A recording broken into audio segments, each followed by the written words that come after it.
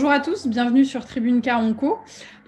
Aujourd'hui, on va animer un débat sur la prise en charge des patients atteints d'un cancer de la vessie localement avancé, concernant finalement la stratégie thérapeutique de ces malades-là. Donc, je suis le docteur Constance Thibault, je suis oncologue médicale à l'hôpital européen Georges Pompidou à Paris. Et pour animer ce débat, je suis en présence du professeur Yann Neusillet, qui est urologue à l'hôpital Foch, et le docteur Philippe Barthélémy, qui est oncologue médical à Strasbourg.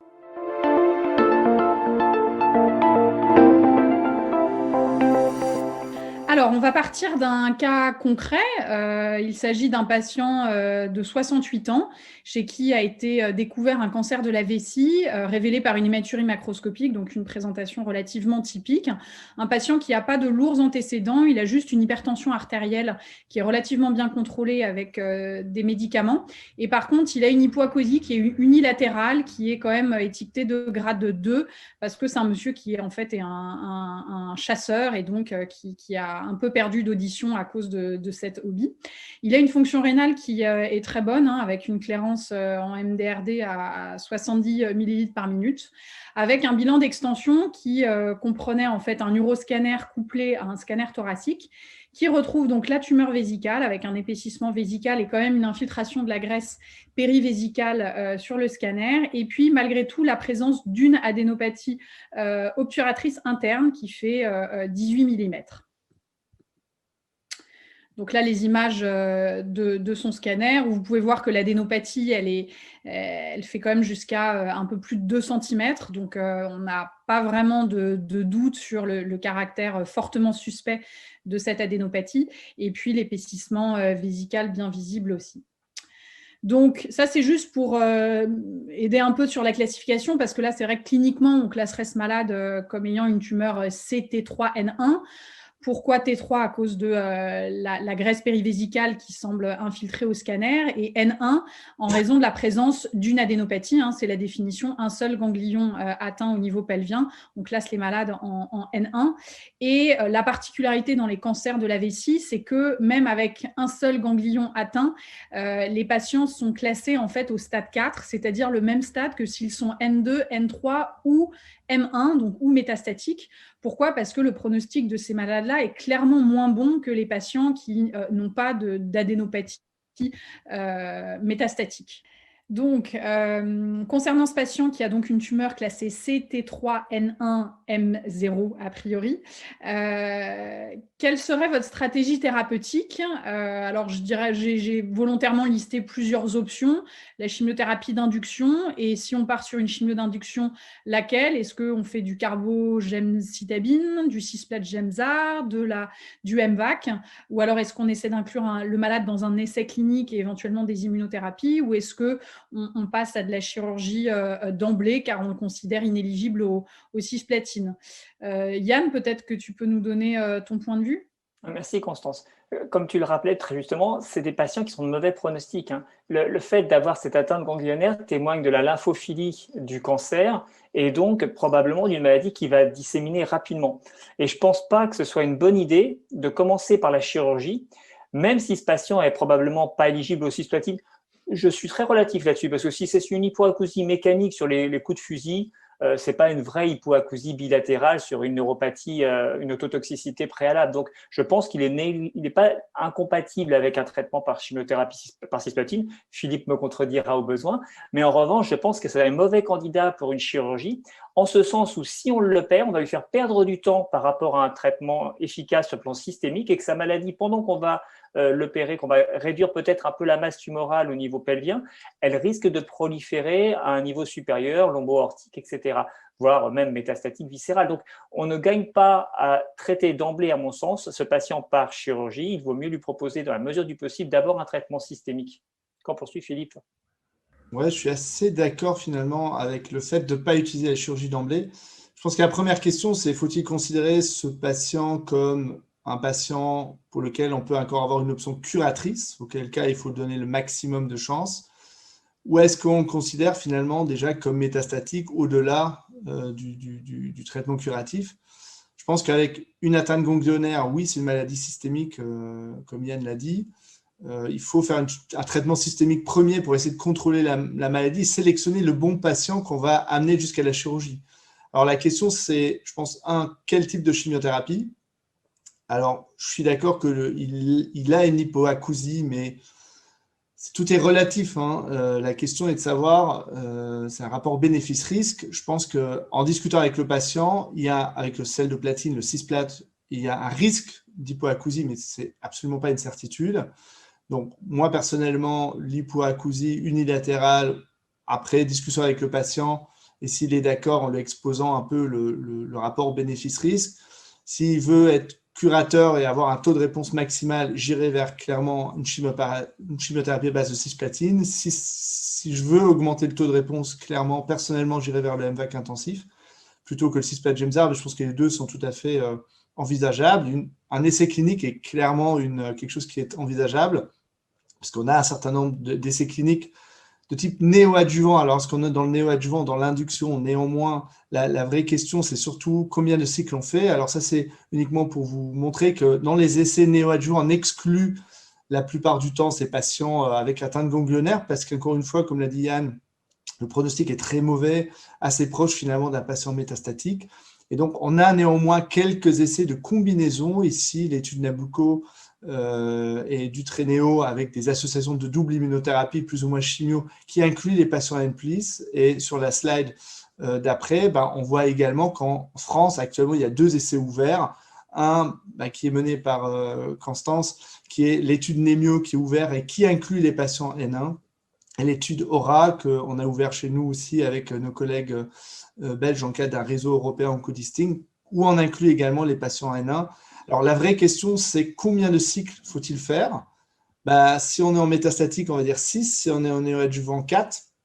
Alors, c'est à voir. Je pense qu'un patient qui répond bien, on aura tendance à être maximaliste, peut-être jusqu'à 6. S'il répond bien, on va l'opérer, mais qu'est-ce qu'on va faire après, etc. Donc, il y a un certain nombre de questions. On n'a pas de réponse claire. Je pense que dans cette situation-là, oui, chimiothérapie à base de cisplatine, c'est un patient jeune, donc plutôt un MVAC intensif si les autres comorbidités ne sont pas trop importantes, ce qui semble être le cas. Et derrière, une réévaluation peut-être au milieu et à la fin de la chimiothérapie, et puis rediscussion à RCP pour discuter finalement du rapport bénéfice-risque pour pouvoir l'opérer dans la foulée, mais clairement pas une chirurgie d'emblée. Ceci dit, alors, en tant que chirurgien, là je reprends ma casquette, il ne faut pas non plus l'opérer trop tard. J'entends par là qu'on n'est pas aussi fatigué après 4 cisplatines qu'après 6 cures. Et donc, si on peut faire une évaluation précoce après 3 cures pour voir l'état de la réponse et qu'on voit qu'à ce moment-là, il est opérable, en ce sens qu'on va pouvoir espérer tout retirer de la masse cancéreuse visible. Et là, je pense que l'imagerie métabolique a sûrement un intérêt pour être plus sensible sur la détection des ganglions, des adénopathies, pour vraiment faire un curage qui soit adapté et, si besoin, remonter plus haut qu'on en a l'habitude. En tout cas, si on va à la chirurgie pour ce patient, il faut qu'il soit une chirurgie à visée curatrice, donc en R0 et, si possible, avec une exérèse complète de tous les ganglions atteints. Et de fait, pour pas que ça soit trop pénible pour lui sur le plan de la morbidité périopératoire, peut-être qu'on n'a pas trop non plus intérêt à enchaîner les 6 cures de cisplatine comme un patient métastatique et peut-être à s'arrêter à 4, non? Je pense que ça peut se discuter clairement. Genre dans l'étude Aura, c'est 4, dans l'étude Nemio, c'est 4. Donc je pense que ça répond un peu à la question. Donc oui, on fait 4 cycles. Après, c'est clair qu'un patient qui a 40 ans, on va dire, oncologue, on aura tendance quand même à essayer de pousser un peu là-dessus. Attention, naturellement, tout ça, c'est si c'est bien toléré. Il est clair que le patient qui a déjà une hypoacousie, etc., ou qui a un début de neuropathie, peut-être qu'on s'arrêtera à 4. Je pense que le minimum, c'est 4. Encore une fois, même en situation métastatique, on n'a pour l'instant pas prouvé que 6 faisait mieux que 4. Tout ça est basé sur notre chiffre magique d'oncologue qui est 6, celui-là des pneumologues est 4. Mais les études sont en cours qui essayent de comparer le 6 versus 4. On n'a pas encore les résultats.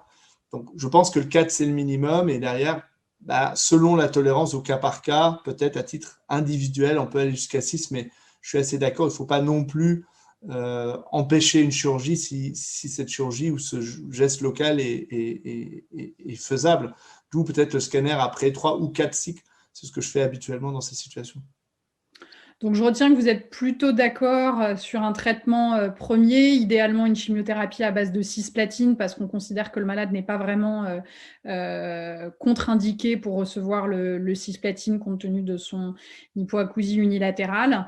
Qu'il y a la possibilité aussi, s'il est inéligible, de les mettre dans des essais d'immunothérapie, mais que, comme tu le disais, Philippe, il n'y en a quand même pas beaucoup où en fait on peut inclure ces malades avec des maladies N+, et qu'après, si le malade répond, finalement, on opterait pour un traitement par chirurgie pour essayer de mettre le malade finalement en rémission.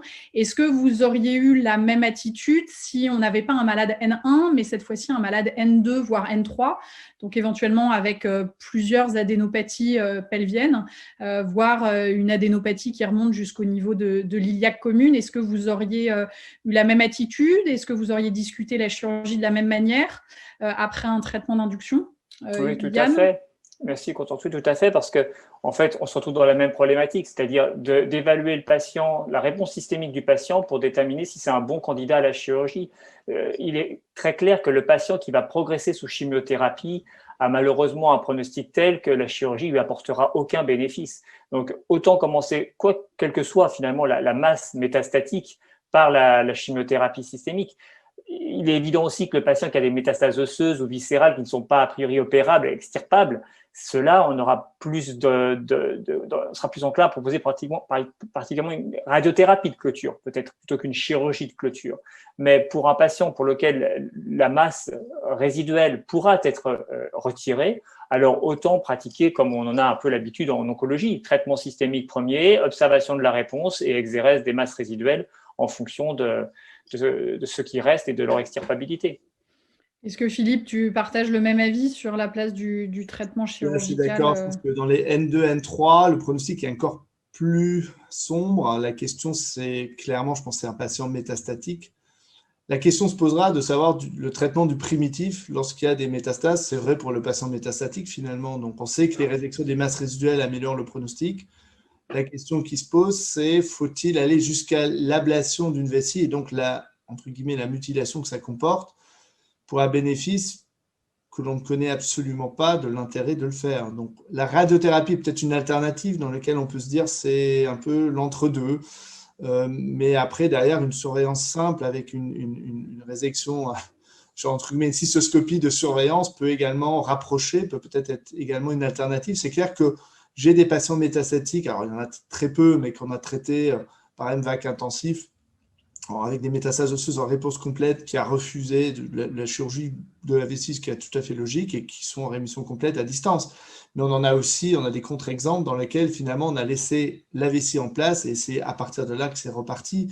Je pense que pour l'instant, en dehors d'un essai clinique, ça me paraît compliqué, c'est à discuter en RCP au cas par cas. Moi, personnellement, du moins à Strasbourg, on n'ira pas vers de la chirurgie ou très peu, sauf naturellement des patients très, très, très jeunes, où on se discutera peut-être plus, mais peut-être la radiothérapie dans ces situations-là est une alternative qui peut être justifiée, mais une surveillance rapprochée est quelque chose qui est tout à fait bien aussi. Ouais, effectivement, c'est vrai que le niveau de preuve sur la chirurgie chez les N2, N3, même en cas de maladie contrôlée, est quand même très très faible. On sait que les cancers de la vessie, c'est quand même des cancers assez agressifs. Donc effectivement, c'est probablement en RCP qu'il faut statuer avec le contexte, l'âge du patient, la réponse au traitement, parce qu'au final, on voit que voilà, il n'y a pas de standard de traitement pour ces malades qui sont malheureusement très souvent exclus des essais.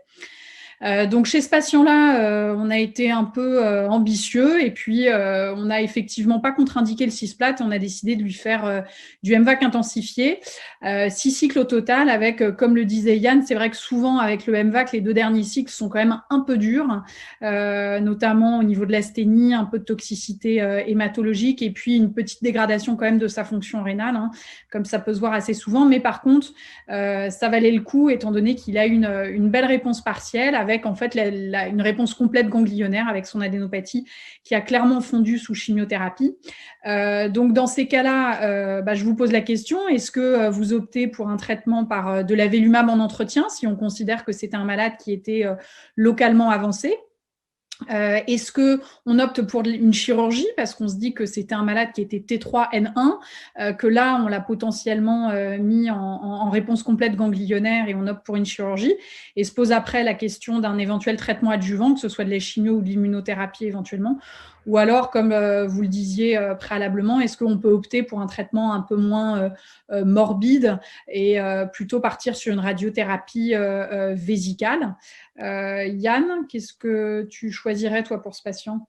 Là, pour le coup, je reprends complètement ma casquette de chirurgien. L'avelumab me semble un peu dommage à utiliser maintenant. C'est-à-dire que je pense que là, puisqu'on a la chance pour ce patient d'avoir une situation où la chirurgie est possible, en espérant pouvoir retirer toute la tumeur visible, autant y aller maintenant. Ce que disait Philippe, c'est-à-dire que chaque cellule restante, potentiellement, c'est une cellule qui va devenir résistante au traitement systémique. Donc, une cellule qui est en sortie du patient, au moins, chez la napate, elle est moins dangereuse.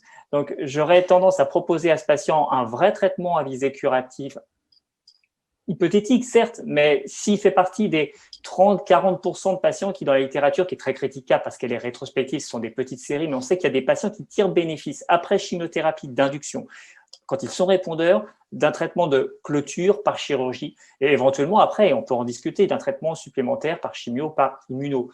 Mais puisqu'on a la fenêtre de tir pour l'opérer, autant lui retirer un maximum de cellules cancéreuses pour espérer ensuite être tranquille. Et c'est pour ça que la radiothérapie, autant je pense que quand on a des métastases osseuses, des métastases difficilement accessibles à la chirurgie, c'est le traitement de référence, d'autant que le pronostic est plus mauvais et que les patients n'auront pas le temps de se remettre de la chirurgie avant de voir à nouveau possiblement des récidives de la maladie. Autant là, lui, la radiothérapie vésicale, ça risque de ne pas régler son problème. On a vu que la tumeur est trigonale, elle est assez basse, ça va finir par obstruer ses urtères, il va retrouver avec des sondes double J, voire des néphrostomies, sa qualité de vie va s'altérer. Donc, s'il peut encore être opéré et maintenant échapper à des sondes très pénibles pour lui, je pense que c'est ce qu'on a de mieux à lui proposer. Philippe, tu es d'accord?